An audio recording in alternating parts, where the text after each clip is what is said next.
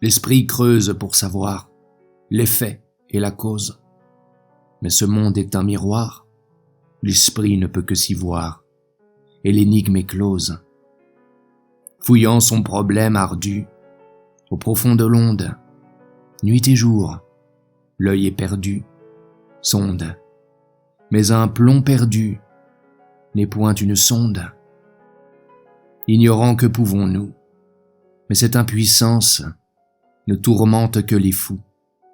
Tirons-en le miel si doux, miel de jouissance.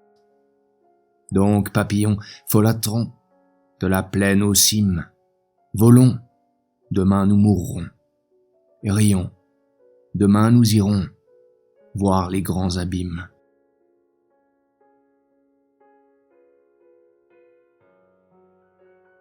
Tous les hommes cherchent Dieu, même l'avare, le débauché, le scélérat. Mais Dieu pour l'un c'est l'or, pour l'autre la volupté, pour un troisième le sang. Pour tous leur idéal, leur passion secrète, leur amour fondamental. Chacun obtiendra ce qu'il cherche, c'est la manière dont Dieu punit et éclaire. Si ce qu'il cherche est faux, le coupable y trouvera son enfer relatif.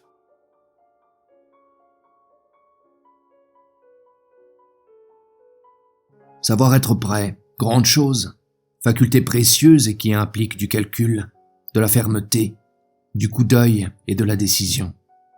Il faut pour cela savoir trancher, car on ne peut tout dénouer.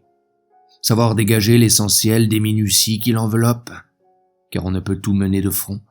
En un mot, savoir simplifier ses devoirs, ses affaires et sa vie. Savoir être prêt, c'est savoir partir.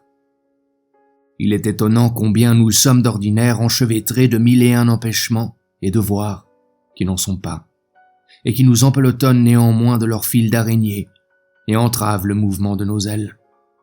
C'est le désordre qui nous rend esclaves. Le désordre d'aujourd'hui escompte la liberté de demain. L'encombrement nuit à toute aisance, et l'encombrement naît de l'ajournement. Savoir être prêt, c'est savoir finir. Rien n'est fait que ce qui est achevé.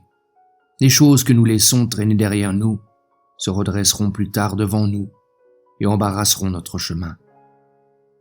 Que chacun de nos jours règle ce qui le concerne, liquide ses affaires, respecte le jour qui le suivra. Et alors, nous serons toujours prêts. Savoir être prêt, c'est au fond savoir mourir.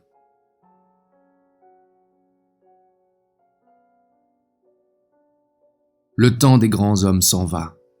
L'époque de la fourmilière, de la vie multiple arrive. Le siècle de l'individualisme, si l'égalité abstraite triomphe, risque fort de ne plus voir de véritables individus.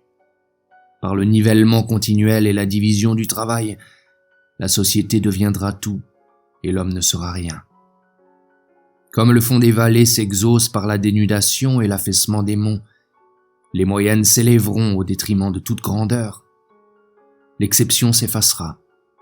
Un plateau de moins en moins onduleux, sans contraste, sans opposition, monotone, tel sera l'aspect de la société humaine.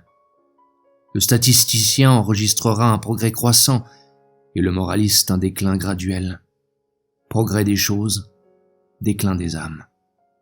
L'utile prendra la place du beau, l'industrie de l'art, l'économie politique de la religion et l'arithmétique de la poésie. C'est-à-dire que la trivialité sera la reine, le spleen la maladie et l'ennui le démon de l'âge égalitaire. Tout culte impose des sacrifices, et le culte d'une formule abstraite les plus sévères de tous.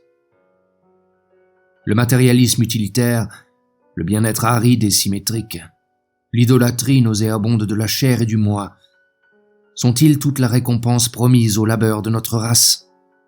Je ne le crois pas. L'humanité est ruche, et la société manufacture sont un triste idéal. Et l'idéal ne saurait être triste, car c'est la pensée de Dieu sur les choses. Nous passerons par la ruche, mais nous n'y resterons pas.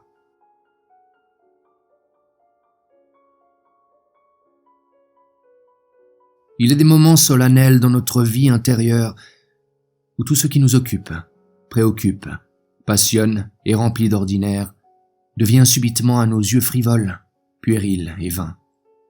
Nous nous paraissons à nous-mêmes des marionnettes qui, jouant au sérieux une parade, prenons des hochets pour des choses de grand prix. À ces moments-là, tout se transforme, et la vie a un tout autre aspect. Le monde n'est qu'une allégorie. L'idée est plus réelle que le fait.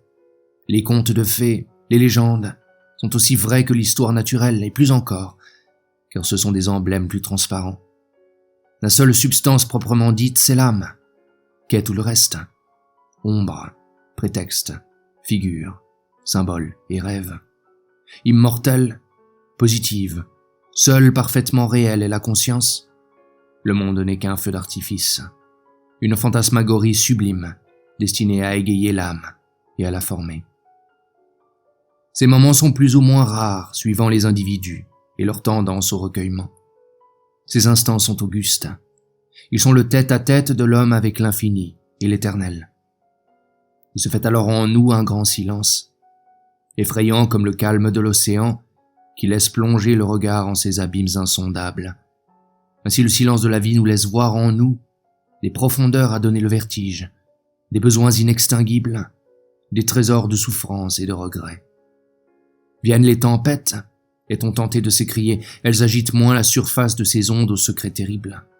Soufflent les passions, en soulevant les vagues de l'âme, elles en voilent au moins les gouffres sans fond. À nous tous, enfants de la poudre, fils du temps, l'éternité inspire une involontaire angoisse, et l'infini une mystérieuse épouvante. Il nous semble entrer dans le royaume de la mort. Pauvre cœur, tu veux de la vie et tu as raison, après tout, car la vie est sacrée. Mais rassure-toi et raffermis-toi. Écoute la voix austère et douce qui parle dans le silence. Elle descend d'un monde qui est aussi le tien, quoique tu ne le connaisses pas. Écoute-la, et tu sauras ce que c'est que l'éternité et le temps, que la mort et la vie. Écoute-la, et tu ne craindras plus. Écoute-la, et tu trouveras la joie qui ne passe point et ne se décrit pas. Enfant, tu as eu une vision. Va maintenant, rentre dans la foule et dans ton devoir, et garde la vision dans le plus secret de ton souvenir.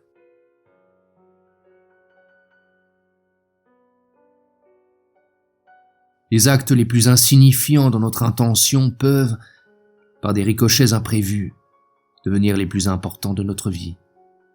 Notre destinée dépend en grande partie de 1000 petites circonstances qui nous échappent. Chaque bagatelle tient par un fil invisible à quelque catastrophe. Marionnettes invisibles de la Providence, nous jouons, sans le savoir, dans une chambre obscure, à Colin-Maillard avec l'inconnu.